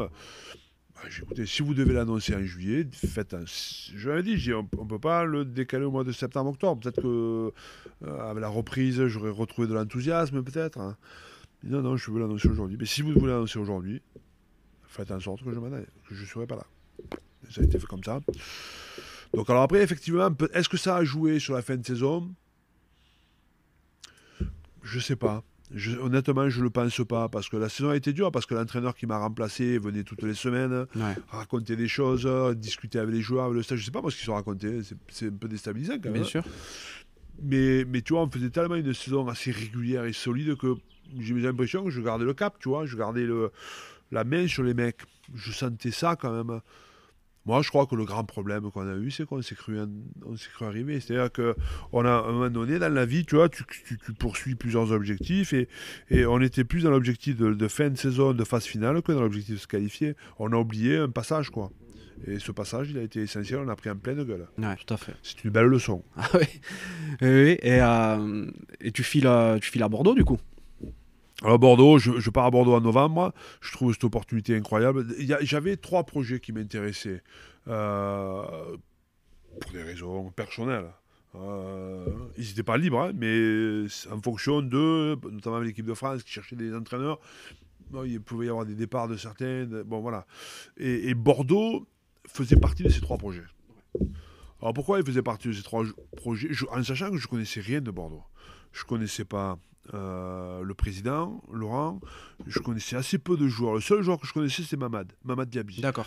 Je connaissais peu de staff. Tu vois, je venais jamais par ici. Tu vois, il y a des endroits comme ça, tu vois. Il y a d'autres endroits où tu n'as plus de familiarité. Là, celui-là, je connaissais pas. Mais puis quand on est du Minervois, venir dans le Bordelais, c'est un peu compliqué. C'est pas facile à accepter, tu vois. Donc voilà. Et je me suis retrouvé, en fait, alors quand il m'a appelé, Laurent, pareil, mais c'est incroyable. C'était un mercredi, je me rappelle, on se voit à Toulouse. Et j'ai dit, écoutez, moi j'ai besoin de revoir les installations. On s'est revu le dimanche et je signais 4 ans. Ouais, c'est pris sur presque un coup de tête. Une intuition encore. Ouais, c'est pas un coup de tête, c'est un engagement, quoi. C'est-à-dire que moi, je croyais au projet parce que je l'avais imaginé avant déjà. Ouais. Et l'échange que j'avais eu avec Laurent, c'était un peu celui que j'avais espéré, quoi. Ouais. Donc, c'était un club qui m'intéressait. Le message de Laurent, très clair. C'est une belle personne, Laurent. Franchement, c'est un président énorme. Un mec du rugby. Le message était extrêmement clair. C'est celui que j'espérais. Donc après, pourquoi je ne vais pas attendre 100 ans donc je m'engage. J'étais très heureux de m'engager à Bordeaux. Et encore une fois, je trouve que c'était un bon choix pour moi. Ouais. Là, c'est pareil. Quand je parle de 4, on me dit, mais tu vas à Bordeaux, mais pourquoi faire à Bordeaux? Ils ne se qualifient jamais. Ils n'avancent pas. Nous, on est champions de France. Qu'est-ce que tu fais? Et je ne le voyais pas comme ça. Moi, Bordeaux, c'est une grande métropole, c'est un club d'avenir. Il me semblait que c'était une équipe jeune, effectivement, qui n'avait rien gagné. Donc, plein de choses qui n'y arrivaient pas. Ah, c'était un défi que j'avais envie de relever. Ouais, tout à fait. En plus, à ce moment-là, bon, l'UBB n'est pas super stable niveau entraîneur. Non. Il y a des soucis à gauche, à droite. Comme tu le mentionnes, impossible de se qualifier alors que ils sont dans les qualifiables quasiment toute la saison. Au dernier moment, C'est eux qui sautent. ça saute. Donc toi, tu viens pour stabiliser tout ça. Bon, tu fais ta première saison, vous caracolez en tête du championnat. Bon, tout le monde sait ce qui se passe derrière, au Covid, saison arrêtée.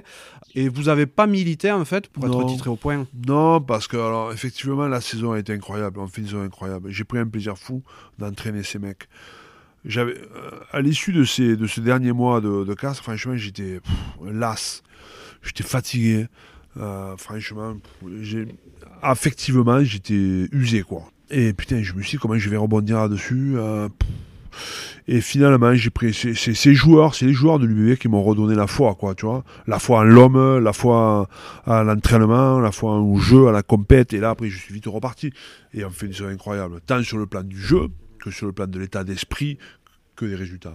Donc après, effectivement, il y a ce Covid, il y a cette histoire, je ne vais pas y revenir dessus. Ça a été une grande... Tu sais, quand tu donnes beaucoup comme ça, quand tu donnes beaucoup et que tu n'es pas récompensé, c'est dur à accepter, Ah oui. quoi. Donc, mais en même temps, tu sais, comme tu l'as dit justement, Bordeaux était souvent dans les qualifiables, n'y arrivait pas. Et là, cette année, on avait le sentiment que toutes les planètes étaient alignées. Donc, et c'est un truc incroyable qui arrive. Tu dis, ça déconne, on est noir, quoi. Et bon, voilà, c'est comme ça. Donc, il y a eu des grandes discussions âpres, difficiles. Mais nous, en tous les cas, avec le président et même avec le staff ou les joueurs, on ne voulait pas de ce bouclier parce que... Pourquoi on ne voulait pas le bouclier? On ne voulait pas le bouclier parce que c'est pas la culture du rugby. Et la culture du rugby, c'est... D'abord, il restait 9 journées. 9 joueurs, c'est 45 points. C'est énorme. Même si je pense qu'on se serait qualifié, évidemment, parce qu'on avait beaucoup d'avance. On se serait qualifié. Mais après, quand tu es premier, c'est pas le champion. Hein. Ah, mais t'es bien placé pour le savoir. Exactement. Donc, et après, c'est one shot. Après, ça repart à zéro. Donc, on s'était dit, déjà, il y a 45 points à distribuer. Donc, et ensuite, il y a des phases finales. Donc, comment on peut accepter d'être champion avec ces conditions? Donc, on était assez d'accord là-dessus. Ça m'avait rassuré d'ailleurs, parce que je ne savais pas trop comment Laurent allait le prendre. Et là-dessus, il m'a rassuré en me disant, non, mais je ne veux pas ça. Moi, je veux gagner loyalement. On aurait aimé le faire avec des quarts de finale pour nous. J'aurais voulu qu'on démarre avec des quarts de finale. Ça, c'est pas fait pour des raisons que l'on connaît tous. On est passé à autre chose maintenant. Quand tu étais à Oyo, tu as créé un groupe relativement complet. Bon, vous avez cartonné. À Castres, tu as un groupe qui est très fort devant, mais qui n'envoie pas trop de jeux. À Bordeaux, tout le monde se dit, il va se casser la gueule. Sa manière de jouer, c'est avec les gros devant, c'est du bourrin. Et en fait, on voit que tu arrives à faire envoyer du jeu terrible. Comment tu arrives à t'adapter à tout ça? Pour moi, c'est l'essence même d'un entraîneur. C'est tellement facile de dire, moi j'ai ma méthode, et quoi qu'il se passe, on fera comme ça. Alors ça peut marcher. Mais des fois, ça marche pas. Et des fois, tu prends des grosses claques. Donc l'idée, c'est de dire, bon voilà, d'abord, il y a un territoire. Un territoire, je suis désolé, il y a un territoire. Quand tu entraînes à Oyo, tu n'entraînes pas à Bordeaux et pas Castres.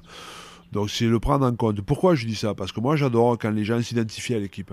J'adore ça. Pour moi, ta réussite ou pas ta réussite. Quand les gens viennent au stade parce qu'ils trouvent que cette équipe elle donne, parce qu'ils partagent cette émotion avec l'équipe. C'est ça qui me paraît le plus important. Après le rugby, t'en fais ce que t'en veux du rugby. Mais humainement, dans l'état d'esprit, on doit retrouver ça. Donc ça, c'est la première des choses. Quand j'arrive à Oyo, c'est quoi le territoire d'Oyo? C'est quoi le point fort d'Oyo? Donc je bâtis mon équipe avec ça. Quand j'arrive à Castres, je connais mieux Castres, évidemment. Mais Castres, c'est une ville laborieuse, d'ouvriers, de travail. Donc, il fallait que l'équipe soit comme ça. Combattant, embrouilleur, maline. Donc, je construis mon équipe comme ça. Je prends en compte mes joueurs. Je construis, je renforce l'équipe. En équipe comme ça. Et c'est pour ça que quand je suis parti de Castres, pour moi c'était un pied de nez de dire je vais aller à Bordeaux. Je sais bien que 80% des gens ont dit Christophe Furios à Bordeaux, et on va se faire chier, il va vouloir jouer comme à Castres, avec un jeu de pression systématiquement. Mais ça me faisait rire ça. Alors je laissais faire, hein. Je suis pas trop intervenu, mais au fond de moi, je savais que les gens se trompaient complètement. Et quand je dis à Castres, à Bordeaux, il faudra que je sois capable de faire gagner l'équipe et de plaire. Je vais lancer déjà une petite direction en sachant qu'aujourd'hui je mesure le risque que je prends quand je dis ça. Parce que si je gagne pas, que je fais que juste plaire, on me l'aurait foutu dans la gueule. Ah bah, c'est sûr. Et si je fais que gagner mais que je plais pas, on me l'aurait aussi foutu dans ma gueule. Donc je dis mais putain, mais avec le recul, je me dis mais c'était la vérité pour moi. Et je savais que quand je regardais les forces de cette équipe de Bordeaux, je savais que si on n'était pas capable d'avoir un jeu dynamique, agressif, complet, et j'aurais été le roi des cons.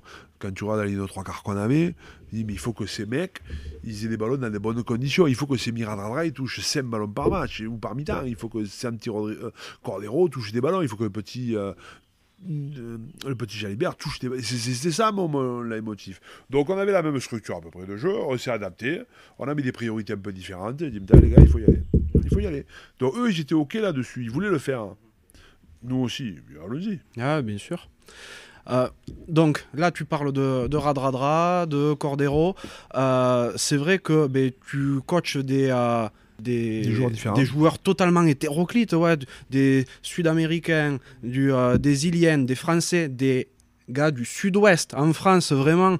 Donc c'est des cultures totalement différentes. Toi, tu as un management qui est vraiment basé sur l'humain. Comment tu arrives à t'adapter à toutes ces personnalités ? Comme je l'ai fait partout, là, j'ai pas plus d'étrangers à Bordeaux que j'en avais à Oyo. Hein. L'idée, c'est de dire, pour moi, effectivement, comme tu le dis, il y a plusieurs façons de rentrer dans les projets. Tu peux rentrer par le rugby et faire en sorte d'adapter et que les joueurs arrivent à trouver cet état d'esprit, mais tu peux aussi rentrer par l'humain et l'état d'esprit et faire en sorte que le rugby s'adapte à ça, tu vois. C'est pas en opposition. Certains peuvent rentrer par le rugby, puis faire en sorte de travailler l'atmosphère et l'esprit. D'autres, comme moi, préfèrent rentrer par l'état d'esprit, puis on greffe le rugby. Il n'y a pas de vérité. Donc la première des choses, quand tu comprends bien, quand tu travailles sur cette qualité d'état d'esprit, la première des choses, évidemment, c'est pas me tromper sur le recrutement. Et notamment en termes d'état d'esprit et de mec. Donc ça, c'est le premier point. Deuxième point, j'ai besoin que mes joueurs s'engagent. Donc nous, toutes les pré-saisons, on travaille sur une vision. Ce que j'appelle la vision, c'est définir ce qu'on veut faire dans la saison. Tout simplement ce qu'on font dans les entreprises, ou dans les grandes entreprises ou dans les entreprises. On veut faire quoi dans notre saison? On veut gagner quoi dans notre saison? On veut avoir quel état d'esprit? Quel comportement on veut avoir? Mais tout ça, on le construit, on le définit avec les joueurs. Et le staff. Donc, quand tu as pensé pendant toute ta pré-saison, quand tu as travaillé dessus, sur cet état d'esprit, sur cette vision qui nous permet de dire on veut gagner, on veut avoir cet objectif-là, on veut avoir cette raison d'être, on veut avoir cette culture de club, on veut avoir ces valeurs, si tu ne le fais pas après, c'est que tu es un salaud. Je ne vois pas d'autre issue que ça. Pourquoi? Parce qu'on en a parlé, on l'a dit, on l'a voté. Après, il faut engager-toi, mec. Tu n'es pas obligé d'être d'accord. Tu peux ne pas être d'accord, mais exprime-toi.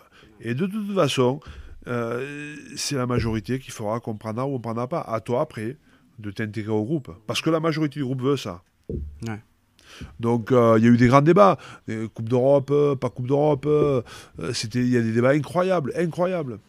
Mais c'est ce qui fait la force d'une équipe. Alors après, comment tu intègres un Fidjien, c'est pas facile ça, tu vois, parce qu'ils n'ont pas l'habitude de fonctionner comme ça.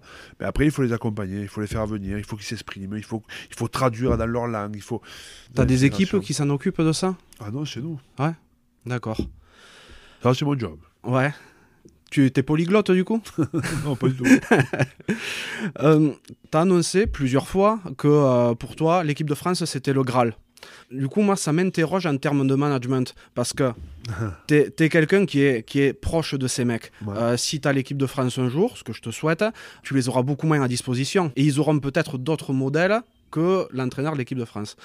Comment tu penses pouvoir gérer ça? D'abord, je parle de Graal parce que effectivement, bah, pour moi, c'est au-dessus du club, quoi. Bien sûr. Ouais, donc et puis en France notamment. Donc oui, c'est le Graal. Pour l'entraîneur, c'est le Graal. Après, c'est pas mon rêve absolu. C'est-à-dire que moi, pourquoi je dis ça? Je dis ça parce que je trouve que t'as pas le droit de dire moi je veux entraîner l'équipe de France. Pour qui tu te prends pour dire ça? Ça déconne. Ça peut être une ambition, mais tu peux pas dire oh, moi je mérite d'être l'équipe de France. Moi, c'est pas mon ambition. Si on me le demandait, évidemment que j'y vais en courant, mais c'est pas mon ambition. Pourquoi c'est pas mon ambition? Parce que j'estime que c'est à l'équipe de France de te choisir, de te prendre. Parce qu'on considère qu'on a ce projet-là pour le rugby français. On va fonctionner comme ça. On a besoin d'une personne qui est comme ça. La personne idoine pour ça, c'est telle personne. Donc on te prend, on te choisit. Et là, tu vas. Ouais. On ne te choisit pas. Donc j'ai assez peu d'influence là-dessus, moi. Donc, et j'ai pas l'habitude de perdre mon temps sur un truc sur lequel j'ai pas d'influence. Ouais, Ça sert bien à sûr. quoi? Je vais pas me prendre la tête, je m'en fous de ça, c'est pas mon problème. Donc ça, c'est le premier point. Deuxième point, pour répondre à ta question plus spécifique, par rapport à la façon de manager aujourd'hui, et notamment malheureusement ou heureusement, le Covid a montré qu'on pouvait fonctionner à distance, notamment avec toutes ces visioconférences. Alors évidemment que c'est pas la même relation que quand tu as tes mecs tous les jours, que quand tu vois tes gars 3 fois dans l'année. Tu peux pas avoir le même fonctionnement. Mais je pense que dans le suivi, tu es capable aujourd'hui d'avoir un suivi très pointu, que ce soit à travers le staff, mais aussi à travers les joueurs. Et je pense que c'est pas insurmontable. J'ai pas le cadre précis, parce que je me suis pas positionné comme ça. J'ai pas réfléchi, puisque c'est pas mon ambition. Mais par contre, je pense que c'est possible de le faire en sorte que les mecs, quand ils viennent avec l'équipe de France, créent cette cohésion. Chose que fait assez bien Galtier en ce moment. Hein. Je trouve que voilà, ils s'y ont pris comme il faut, c'est-à-dire que voilà, d'abord dans l'état d'esprit. Je trouve, c'est mon avis personnel. Après, ouais, du coup, tu serais pas malheureux de pas avoir des mecs à disposition toute l'année, quoi. Non, parce que pourquoi je dis ça? Parce que ça serait une évolution. Bien sûr. Moi, ça fait 20 ans que j'entraîne des professionnels. Maintenant, quasiment, si dans mes dernières années, je suis avec... ça me fera du bien. C'est tout le mal que je te souhaite. Mais tu viens de le dire, ça fait 20 ans que tu coaches. Tu fais quoi à côté du rugby? Moi, je fais beaucoup de choses à côté du rugby. Enfin, je fais beaucoup et pas beaucoup, parce que ça m'accapare quand même, évidemment. Mais après, j'ai d'autres... Ouais, je suis en train de préparer ma deuxième partie de vie. Et mon rêve absolu, si l'équipe de France n'est pas mon rêve absolu, j'avais un rêve absolu, j'en ai parlé un peu en préambule au départ, c'était d'acheter un vignoble chez moi, dans ma région, c'est-à-dire dans le Minervois. Dans le Minervois, et pas forcément chez moi à Pépieux, mais je voulais un truc dans le Minervois. Jusqu'à il y a 4-5 ans, c'était pas ma priorité. Ma priorité, c'était vraiment... mon focus était sur le rugby. Je dis pas que je suis pas focus sur le rugby aujourd'hui, attention. Hein. Je dis juste que je prépare les choses différemment. Et depuis 2-3 ans, je me suis mis à aller rencontrer et visiter des domaines pour acheter. Et je trouvais pas grand-chose. Et là, je trouve cette année, c'est marrant, parce que si sur le plan rugbystique, elle est difficile à accepter, cette année, sur le plan business, j'ai réussi à trouver le domaine que je voulais chez moi. Alors, de surcroît, c'est chez moi, à Pépieux, là où j'ai passé toute mon enfance, et la cave vinaire du château, c'est une cave qui était mon terrain de jeu quand j'étais jeune, quoi. Pourquoi? Parce que mon père, quand il est arrivé à Pépieux, était régisseur de cette exploitation. Donc là, pour le coup, la boucle est un peu bouclée, quoi. Complètement. Donc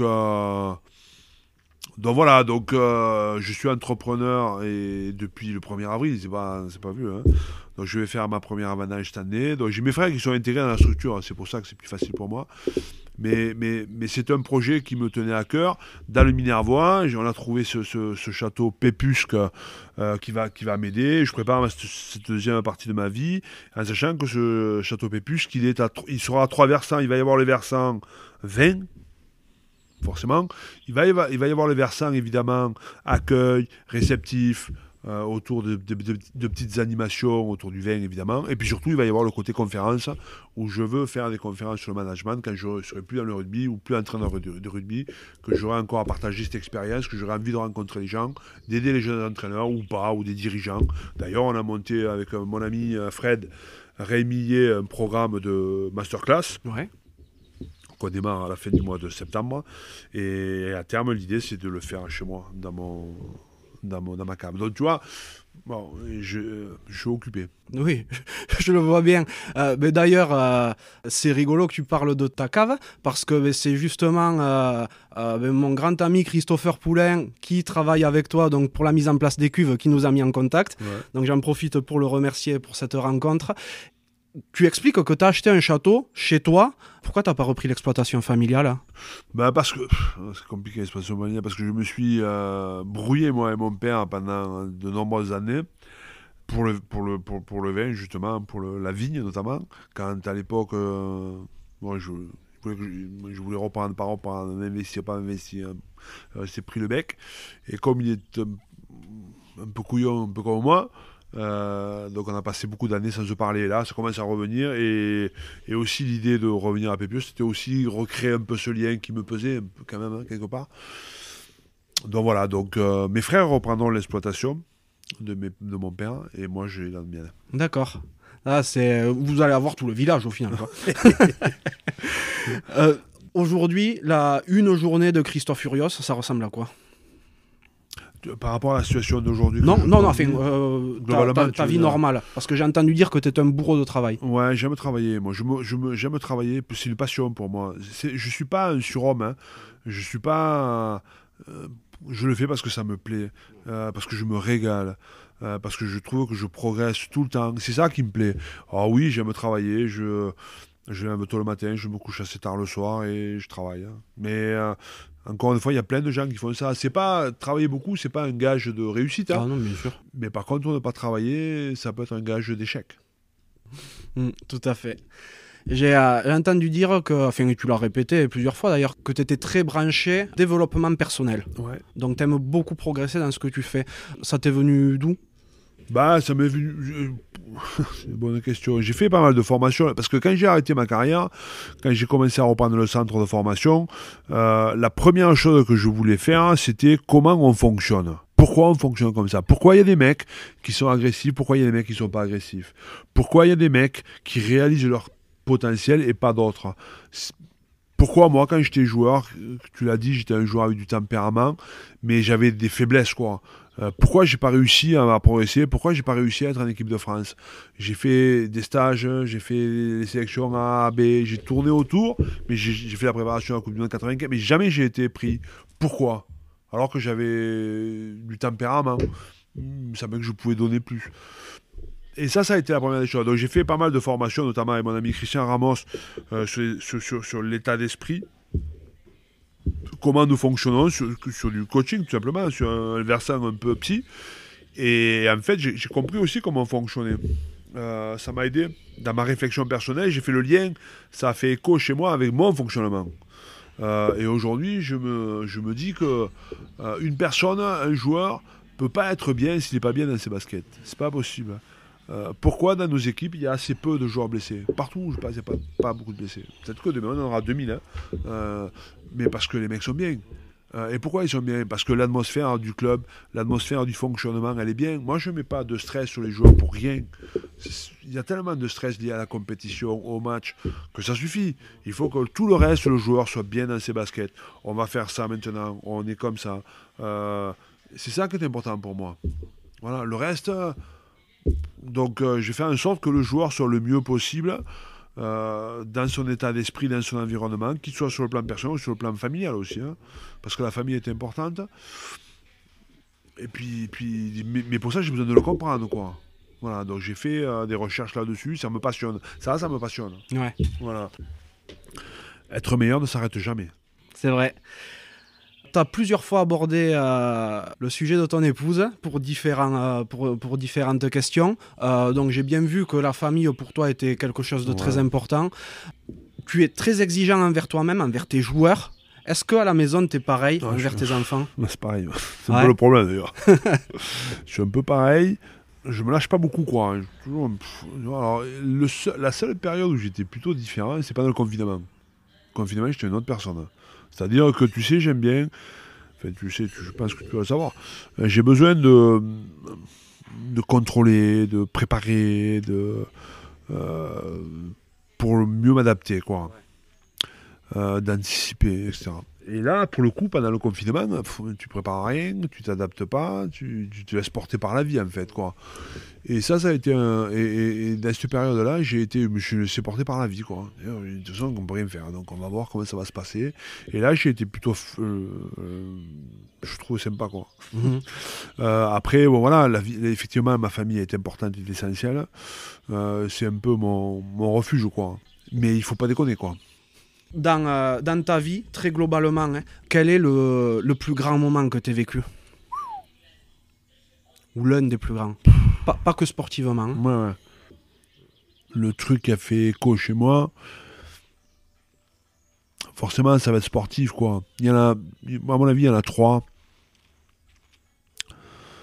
Le premier, un des grands moments, c'est ce premier match.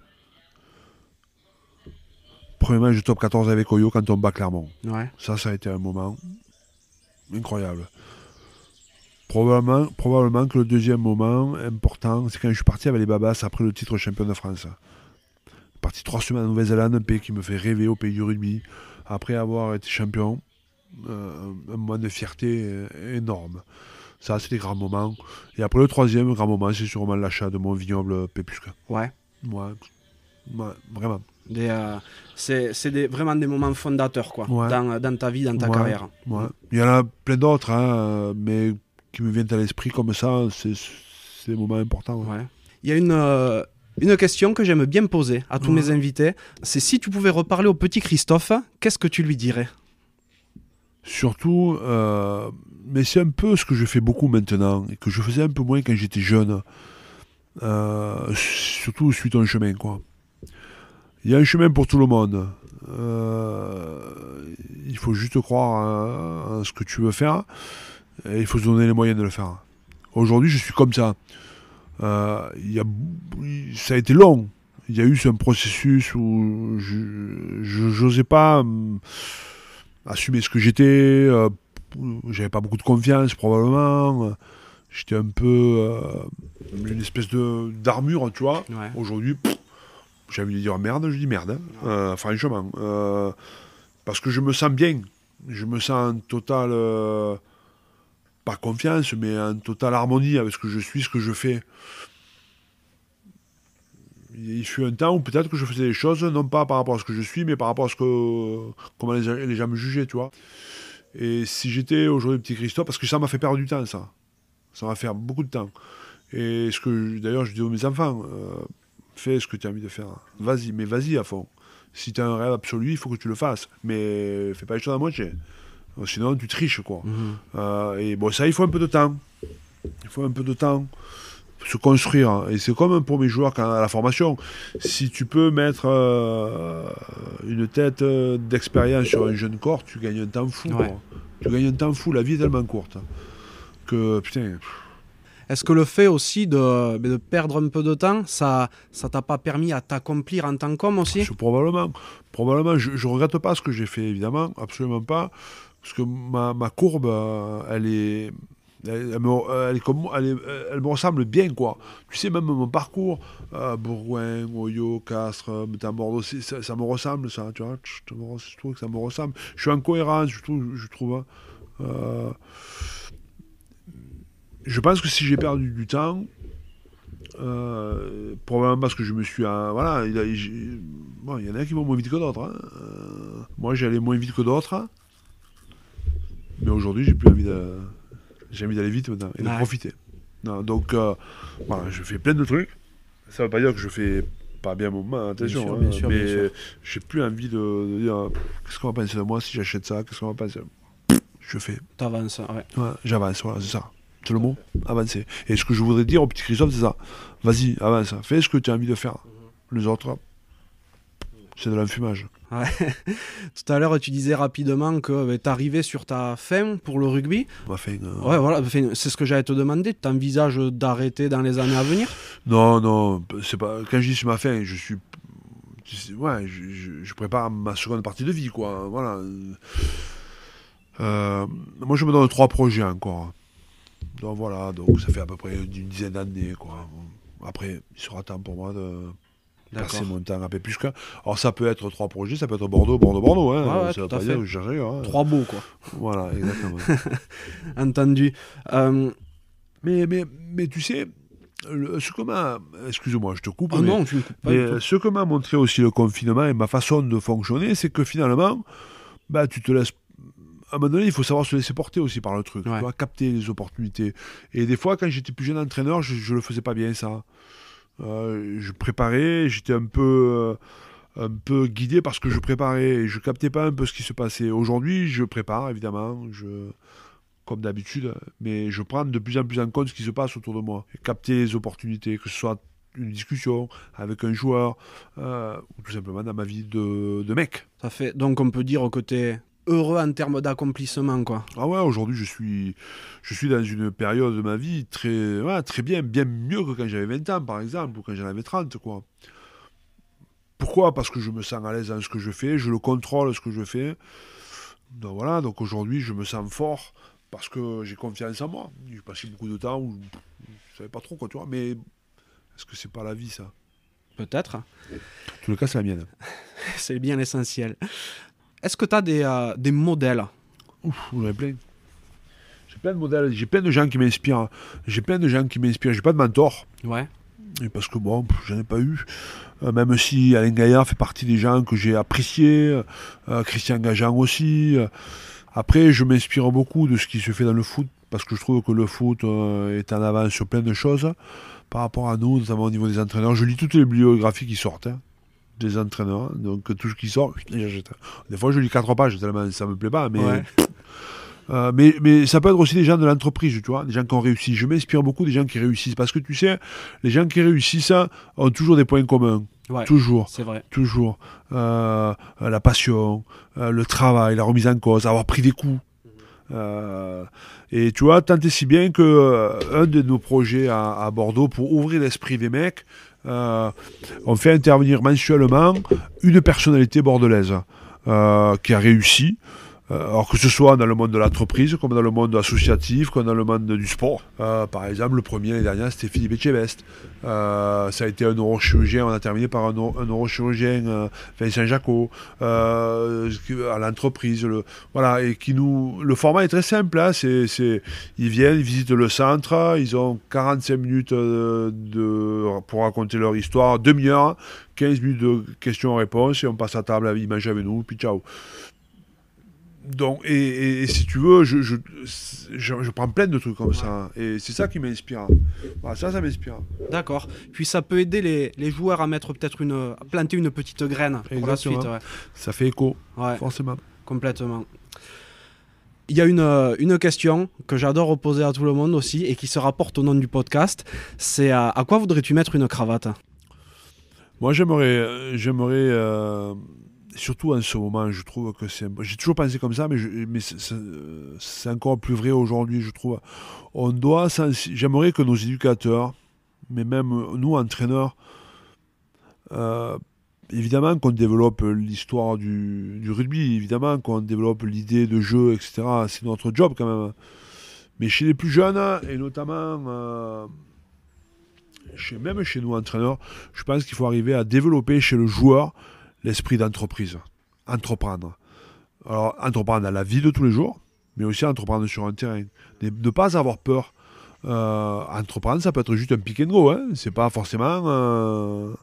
Donc, c'est ça que j'aimerais. Si j'avais envie de poser une cravate sur.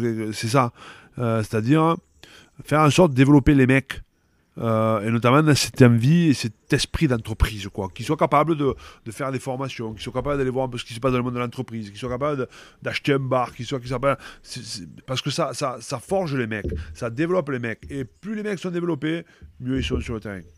C'est d'ailleurs beaucoup au cœur de la problématique actuelle, cette histoire de double projet. Ouais. C'est Je sais pas s'il faut parler de double projet, parce que moi, les pros aujourd'hui, double projet, c'est pas facile quand même, tu vois. Mais il faut les sensibiliser quand même. À Castres, il y avait un fonctionnement qui était comme ça, qui était très très bien, où les joueurs faisaient des formations, les joueurs allaient dans des entreprises, juste pour s'éveiller. Je prends l'exemple de Sipa Toméopo, qui était notre centre. Il veut être boulanger. Ouais, c'est pas commun. génial, ouais. Il veut être boulanger parce qu'il veut amener du pain, la viennoiserie, quand il va rentrer chez lui en Australie. D'accord, C'est un beau projet. c'est génial. Et en fait, faire un boulanger, c'est pas facile quand tu joues dans le haut niveau. Mais le club lui avait trouvé un partenaire dans lequel il allait ses jours off. Il se levait pas à 3h du matin pour faire la farine, hein, mais voilà, il regardait, il prenait les informations. Et c'est ça, pour moi, c'est ça ça, c'est le rôle du club aussi, Ouais, je trouve. Hein. Je trouve que c'est le rôle du club. bien sûr. C'est super important ce que tu dis là. Qui est-ce que tu voudrais que j'invite sur un prochain podcast ? Je vais parler d'entraîneur parce que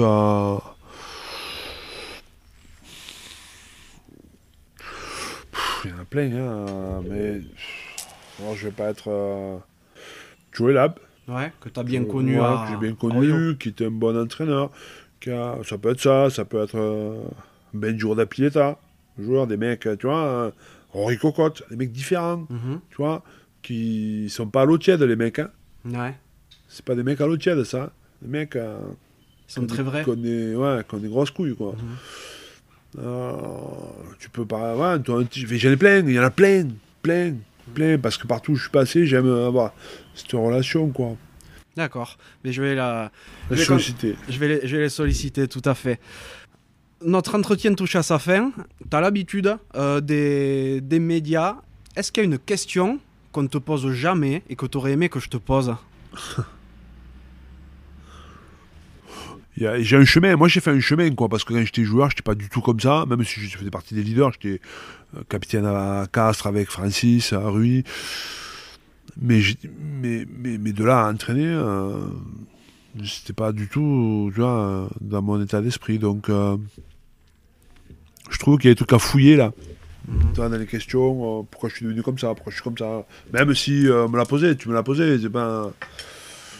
Mais parce que je crois que ça peut aider les gens, quoi. Tu vois, parce qu'on n'est pas tous entraîneurs, hein.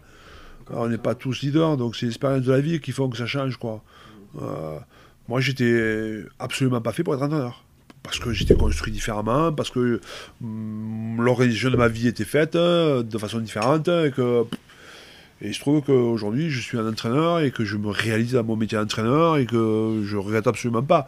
Mais peut-être que s'il n'y avait pas eu ces histoires de vie, j'aurais jamais été entraîneur. Donc tu vois, et c'est ça. Et quand je parle de faire en sorte que les gars soient entrepreneurs, c'est un peu ça aussi. Être entrepreneur de sa propre vie, mais aussi d'être curieux, quoi. D'être curieux. Je trouve qu'en France, on n'est pas curieux. Tu sais, l'idée de dire la curiosité est un vilain défaut, c'est absolument faux. La curiosité t'amène à la chance, les opportunités. Tu rencontres des gens parce que tu es curieux. Et des fois, il y a des opportunités. Voilà. Donc, bon. C'est vrai. Non, mais c'est tout à fait vrai. D'ailleurs, j'en profite pour rebondir sur ce que tu viens de dire là. C'est vrai que tu étais un joueur âpre, rugueux, parfois mauvais sur le terrain. On peut dire. Comment tu as réussi à switcher comme ça ? Donc j'ai bien compris que tu t'es formé, tu as beaucoup travaillé sur toi-même, mais je pense que tu étais un joueur comme tu ne tolérerais plus avoir aujourd'hui sur le terrain. Ouais, j'aime les joueurs comme j'étais, mais par contre, il faudrait que ce joueur comprenne, quoi. Tu vois, il faudrait qu'il comprenne vite quand même. Donc voilà, donc après, c'est le travail, c'est ma personnalité qui a évolué, c'est ma façon d'être aujourd'hui. Moi, quand il y a des matchs, je stresse jamais. Je suis pas quelqu'un qui stresse, je stresse jamais. Parce que je prépare les choses. Après, c'est la vie, c'est comme ça, un match. Donc j'arrive à être apaisé, j'arrive à être calme, même si j'ai le feu quand même, sacré, et que je peux me mettre en colère, des colères noires, parce qu'on triche, tu vois. Alors, c'est pas tricher dans le sens on se cache, c'est plus tricher dans le sens où on prépare les choses, on fait différemment. Mais qu'est-ce qu'on branle, qu'est-ce qu'on fait, qu'est-ce que vous voulez faire? Ça me rend fou, ça. Parce qu'on s'amuse pas, quoi. Moi, je m'amuse pas. Tous les matins, je veux être le meilleur. Ouais. Je veux être le meilleur. Pour moi, pour ma famille, pour mon équipe, je veux être le meilleur. Donc, quand je vais à l'entraînement, quand je prépare un match pour battre l'équipe. Point barre. Il n'y a que ça qui me possède. Donc je vais tout faire pour donner les moyens à l'équipe, être la plus costaud possible pour battre cette équipe. Donc si tu perds contre l'équipe en jouant ce qu'on avait préparé, ou parce que l'équipe est meilleure que toi, j'ai pas de problème, c'est la vie ça. Mais par contre, si tu perds le match parce que tu fais l'inverse de ce qu'on a préparé, là par contre ça peut m'énerver. Et vraiment. Donc là, par contre... Là, je suis pas calme. Mauvais temps. Ouais, mauvais temps. Mais ça me passe après. Très vite, je suis pas rancunier, moi. Mais par contre, sur le moment, toujours en respectant les gens, parce que pour moi, c'est fondamental.